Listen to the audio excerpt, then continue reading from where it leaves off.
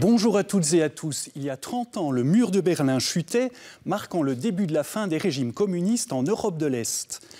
La guerre froide touchait dès lors également à sa fin et l'Europe, mais également d'autres régions du monde, entraient dans une ère nouvelle.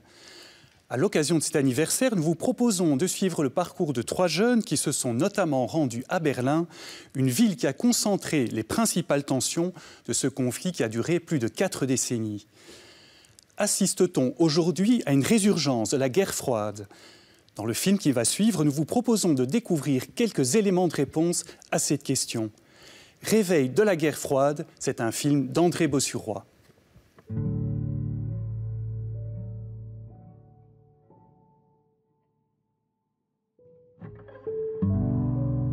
Cette phrase très courte est en même temps très puissante. Si la guerre a toujours existé comme une production humaine, j'insiste pour dire que c'est une production, ce n'est pas une donnée de la nature. Oui, il est possible de vivre en dehors de la guerre, au-delà de la guerre, sans guerre. Et c'est même une urgence, c'est sans doute une des urgences à laquelle l'humanité a toujours été confrontée. Ça valait pour hier, ça vaut pour aujourd'hui, ça vaudra pour demain.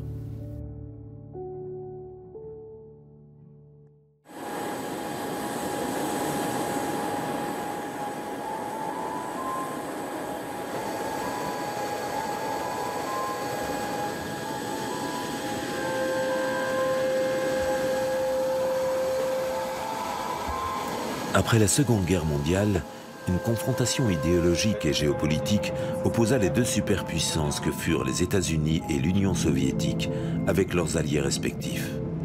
Encore une drôle de guerre en Europe, sans canon ni mitraille. Une guerre froide. Cette guerre a duré plus de 40 ans. 4 décennies d'un conflit que nous allons redécouvrir en compagnie de témoins qui l'ont vécu, mais aussi de jeunes Européens qui aujourd'hui se demandent si la guerre froide ne serait pas en train de se réveiller.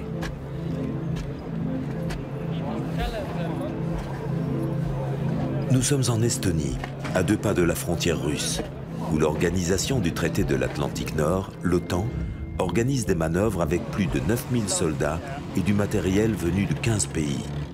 La Belgique y déploie ses chasseurs ardennais. Suite à l'annexion de la Crimée en 2014, la menace russe étant bien présente sur la frontière est de l'OTAN, l'OTAN a décidé, les chefs d'État ont décidé de déployer 4 bataillons de combat dans les États baltes et en Pologne pour pouvoir rassurer les populations, mais également empêcher une autre ampleur en fait dans l'action russe et donc concrètement éviter une invasion des États baltes et de la Pologne. De One, tu peux prendre comme secteur la route devant toi, 10h, 2h, avec comme DPS à profondeur, Roger. De One, Roger.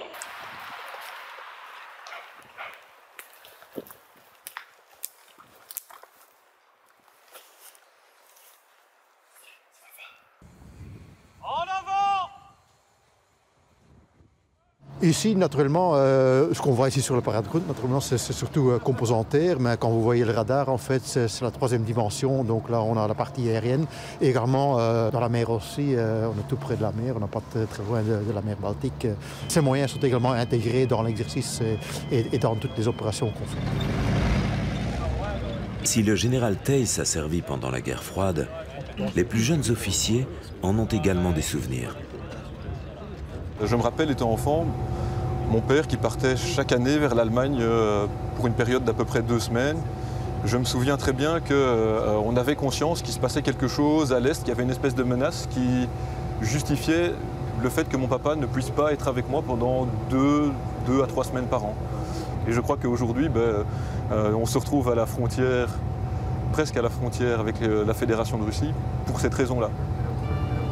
C'est peut-être un retour de l'histoire, ou peut-être simplement la continuité de cette histoire.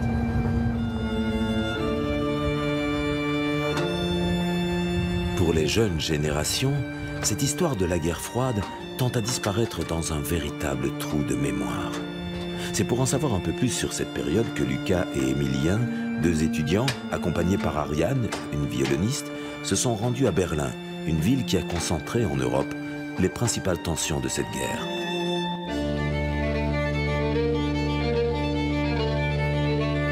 L'apparition d'une clôture de barbelés dressée à la hâte en plein cœur de Berlin durant la nuit du 12 au 13 août 1961 symbolise sans doute le mieux la coupure du monde en 2 blocs, à l'est et à l'ouest. Ce rideau comportait du côté est des lignes de barbelés, séparées par des no man's land parsemés de pièges, de champs de mines et surveillés par des miradors armés de mitrailleuses, laissant peu de chances de survie à ceux qui se risquaient à le traverser.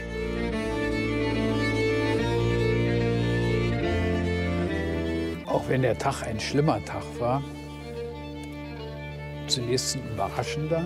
Da wurde auf einmal jede Möglichkeit von Ostberlin, was zur DDR gehörte, nach Westberlin gehen zu können für ganz normale Berliner Bürger, unmöglich gemacht.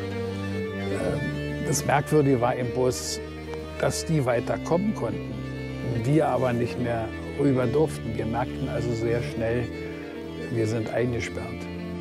À la fin de la Seconde Guerre mondiale, la situation de Berlin était particulière, isolée au milieu de la République démocratique allemande, la RDA, sous contrôle soviétique. Les Alliés avaient divisé l'Allemagne ainsi que Berlin en 4 secteurs, américains, anglais, français, formant Berlin-Ouest, et le quartier soviétique, dénommé communément Berlin-Est. Des corridors permettaient de relier Berlin-Ouest à la République fédérale d'Allemagne, la RFA.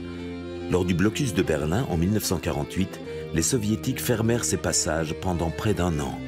Un pont aérien fut alors mis en place par les Occidentaux pour ravitailler les 2 millions de personnes vivant à Berlin-Ouest. Un avion pouvant atterrir toutes les 3 minutes sur l'aéroport de Tempelhof, situé au cœur de la ville.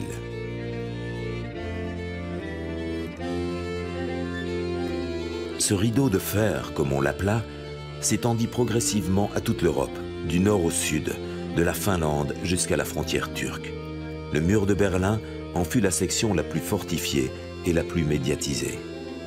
Le but de ces installations, érigées à l'initiative des dirigeants soviétiques, Staline puis Khrouchtchev, était officiellement de protéger les populations du camp socialiste de l'influence de l'impérialisme capitaliste et du fascisme. Mais ils ont en réalité surtout servi à empêcher la fuite des populations de l'Est vers l'Ouest.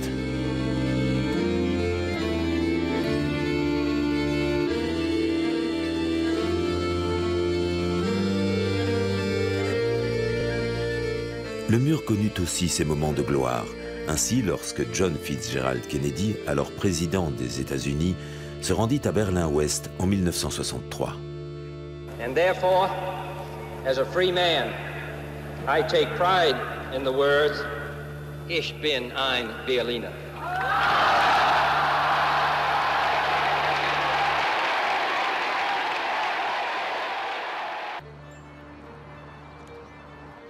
La guerre froide, c'est un événement du passé. Pour moi, il est très important de travailler sur ces événements. Ça peut être des thèmes qui sont difficiles ou sensibles. Et cette mémoire du passé, il faut travailler dessus parce que esquiver cette mémoire du passé, esquiver ce travail sur le passé, ça revient en quelque sorte à esquiver le présent, étant donné que ces événements sont le socle de l'Europe moderne. Une famille allemande a fixé rendez-vous à nos reporters sur le site d'une ancienne gare de Berlin. Rainer Krock avait 10 ans et vivait à Berlin-Est avec sa mère quand celle-ci décida de rejoindre son mari, qui avait fui à l'ouest quelques mois auparavant. Und hier am Anhalter Bahnhof, hier trafen wir also ein.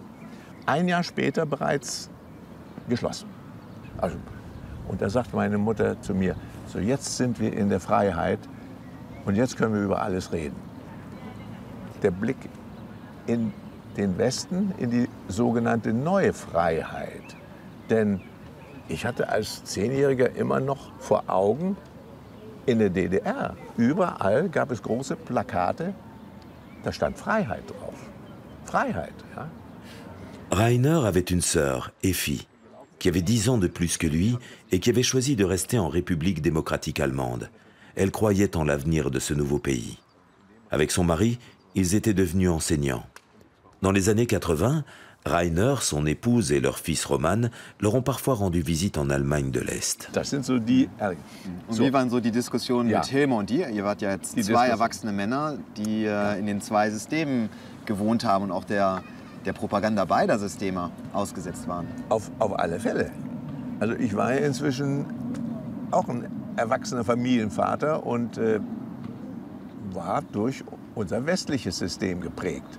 Und war natürlich auch davon überzeugt, dass das gegenüber dem sozialistischen System, was dort existierte, überlegen ist. Ja. Und das zeigte sich für mich ja auch in so vielen Dingen. Ja. Das ist unverständlich. Ich hatte meine hübsche Frau kennengelernt und habe mir gesagt, dann will ich auch eine Familie gründen. Ja. Und dazu gehört eigentlich, muss man eigentlich auch ein Haus bauen. Ja. Also wie das so im Westen üblich war. Man musste einen Bauunternehmer beauftragen. Die Zeichnung habe ich gemacht, ich habe die mit ihm durchgesprochen. Meine Schwester und Schwager haben auch ein Haus gebaut. Wie haben sie die Steine gemacht? Da gibt es Fotos, die haben die Steine aus Lehm und Stroh gemischt, in hölzerne Formen gefüllt und auf dem Hof in der Sonne getrocknet. Da lagen da schon irgendwie Welten dazwischen. Ja. Also selber Steine machen, ja. Das wäre im Westen ja keinem Menschen in den Sinn gekommen. Ja? So, aber aus heutiger Sicht würde man sagen, das ist ein Biohaus. Ja? Das ist aus Lehm. Ja? Kein Asbest drin. Ja? So, auch wieder zwei Welten prallten aufeinander. Ja? Après être passé à Berlin-Ouest, Rainer profitera du pont aérien à l'aéroport de Tempelhof. Il se rappelle avoir embarqué dans un Super Constellation de la British Airways pour s'envoler vers Hambourg et vers la liberté qu'il recherchait.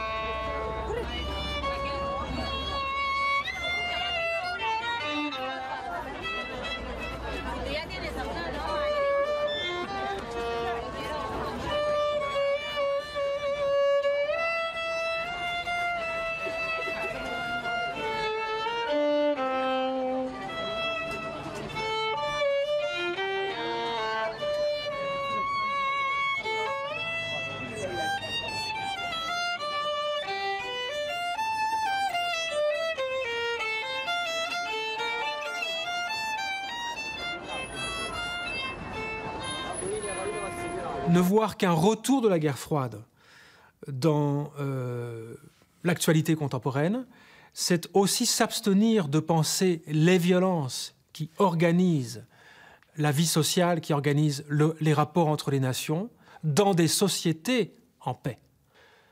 Dans l'état d'exception, lorsque, au nom de la sécurité, l'État, y compris les États de droit, prive les citoyens de leur liberté ou de leurs droits. Face au racisme ou à la violence de genre, au travail, trop souvent, la violence revient dans les entreprises, dans les organisations de travail, sous des formes multiples et pas simplement sous la forme de l'exploitation. Lorsque nos modes de vie s'appuient sur la destruction répétée, consciente ou inconsciente des écosystèmes, ceci appelle des résistances de tous les instants, ceci appelle d'autres modes de vie, des politiques bien sûr, mais aussi des prises de conscience individuelles. Nous sommes vulnérables, c'est peut-être la première prise de conscience à avoir pour résister non seulement à la violence, mais à la façon dont la violence s'incruste à l'intérieur de nous.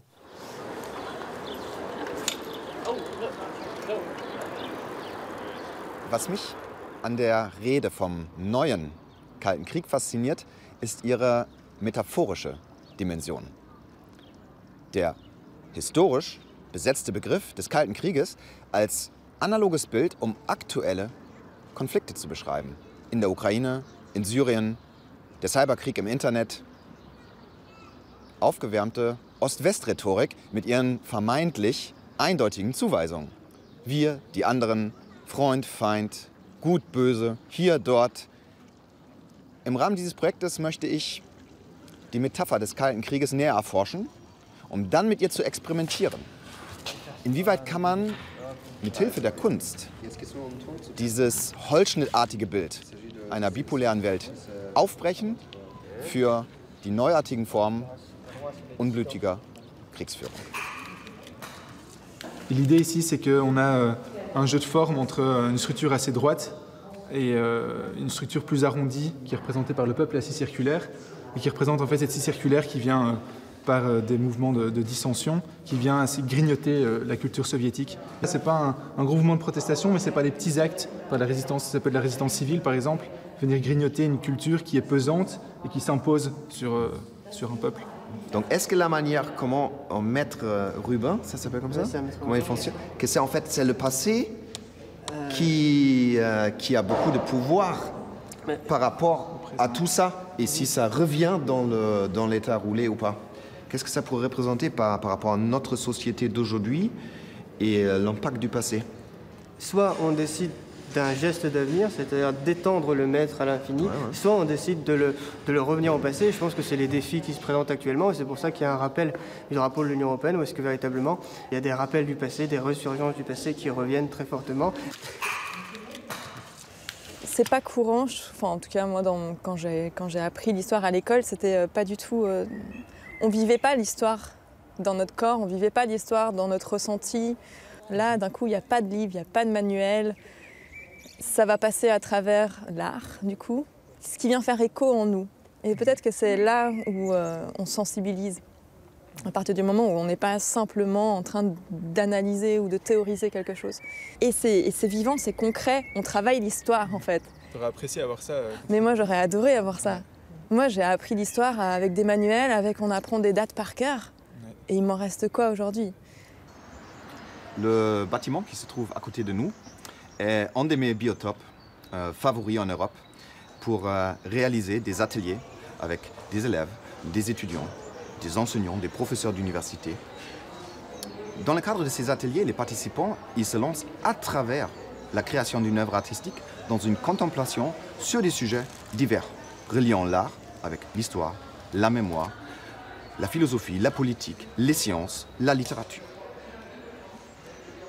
Le tissu de ce bâtiment respire la métaphore de la guerre froide, celle de la frontière, celle de l'unification et des trajectoires migratoires. Car pendant la période de la guerre froide, ce bâtiment était en Grenzhaus, en bâtiment de frontière. Le mur entrait directement dans le bâtiment qui se trouvait du côté est. Et le canal était déjà l'ouest. À l'époque, ici, travaillaient des Est-Berlinois pour réparer des camions. Donc ce bâtiment était en fait un microcosmos qui englobait toutes les facettes de la guerre froide. Parce que pour surveiller les travailleurs Est-Berlinois, il y avait des espions de la Stasi, bien évidemment. Et sur le toit, patrouillaient les gardes frontières avec l'ordre de fusiller tout le monde qui essayait de s'enfuir.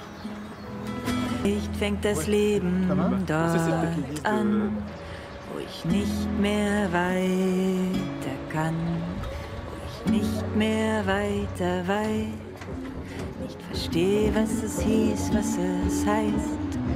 Vielleicht fängt der Weg dort an, wo ich ihn nicht mehr finden kann. Am Ende der Straße steht und keine Richtung mehr sehen. Vielleicht fängt die Hoffnung dort an, wo ich auf nichts mehr hoffen kann. Und schon so vieles probiert und weiß, dass man oftmals verliert. Vielleicht fängt die Liebe dort an, wo ich nicht mehr dran glauben kann. An ein Irgendwo, irgendwann. Vielleicht fängt die Liebe dort an.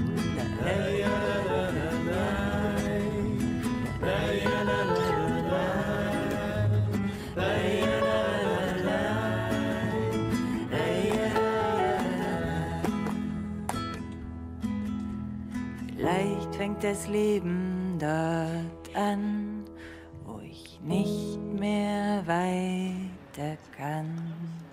L'Église protestante allemande avait une certaine tolérance parce qu'on considérait que les valeurs qui étaient portées par l'Église pouvaient être aussi celles qui étaient portées par le socialisme. Et donc, il y a un pasteur qui s'appelle Rainer Eppelmann qui a initié ce mouvement pour pouvoir introduire une culture dissidente qui venait de l'Ouest et qui a permis l'introduction du blues dans les églises. Et voilà, En fait, il s'est servi de la musique et il a fait ce qu'on appelait les messes blues. Oui, c'est ça. Donc c'est la musique comme porteur d'un message aussi et d'un rassemblement ça, en fait, dissident, donc qui permettait d'emprunter un autre chemin. Le blues, c'est vraiment une des grandes musiques de la dissidence. Et le simple fait de faire des messes blues, c'est déjà opérer un mouvement dissident.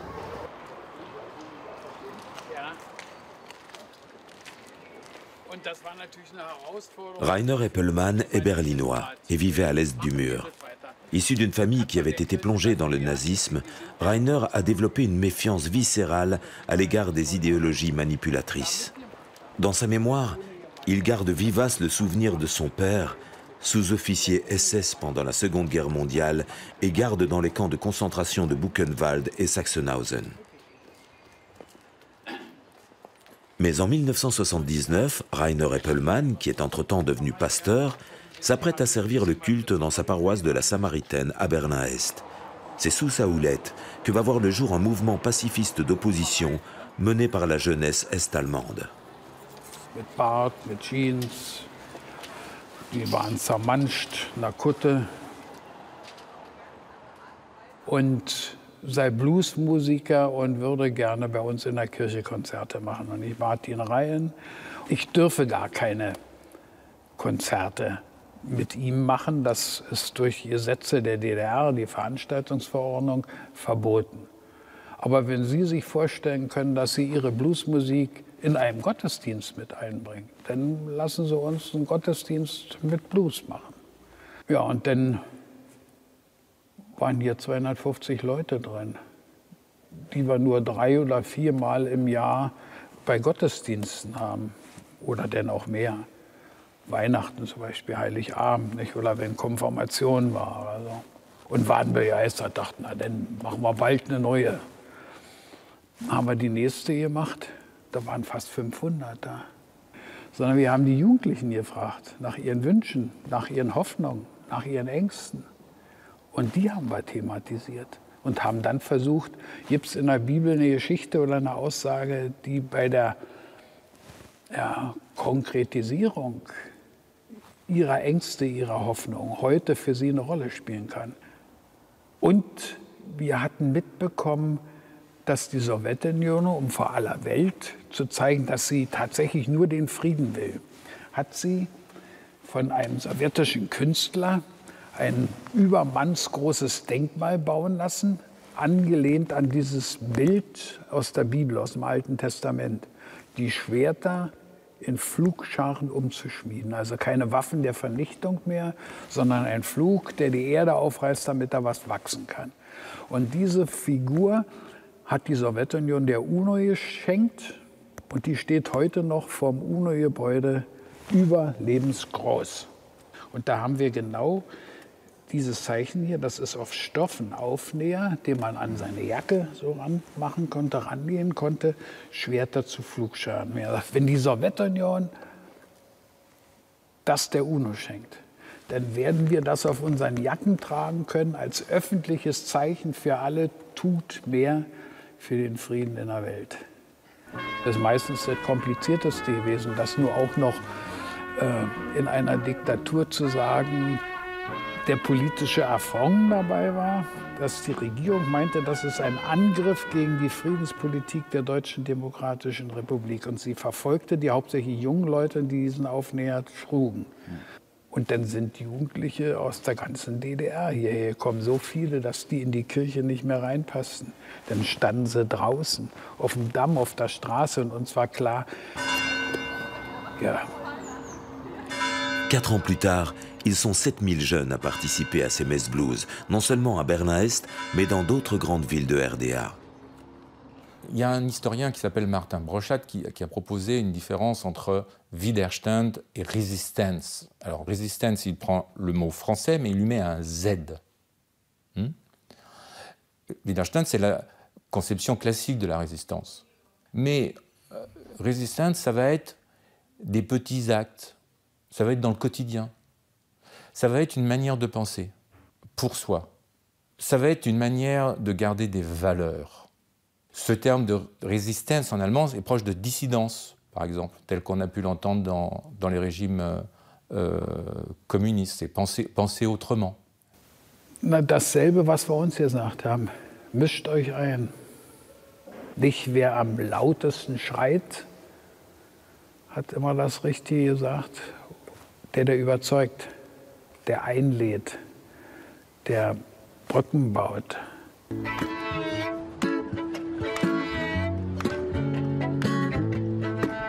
He was a buffalo soldier, dreaded like a Rasta.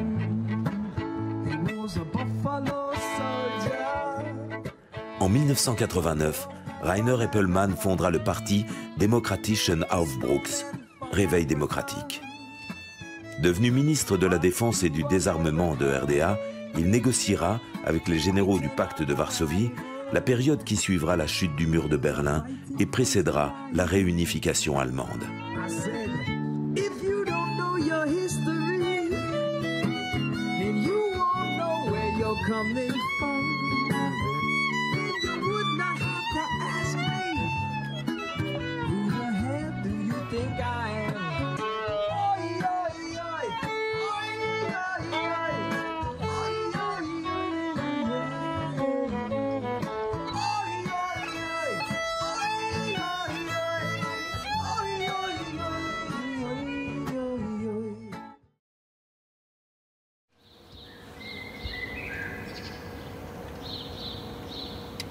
Une main tendue, une invitation à dépasser l'uniforme, une invitation à ne plus se cantonner à ces règles.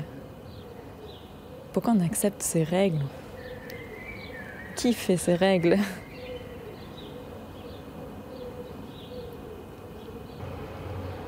Peut-être que si on comprend ça, qu'on se connecte à ça, je sais pas. Merci à André Bossuroy et à son équipe pour ce film. Nous espérons qu'il vous a plu. Si vous souhaitez le revoir, c'est sur RTBF Ovio ou sur le site catobel.be. Merci de votre fidélité et à très bientôt pour une prochaine émission.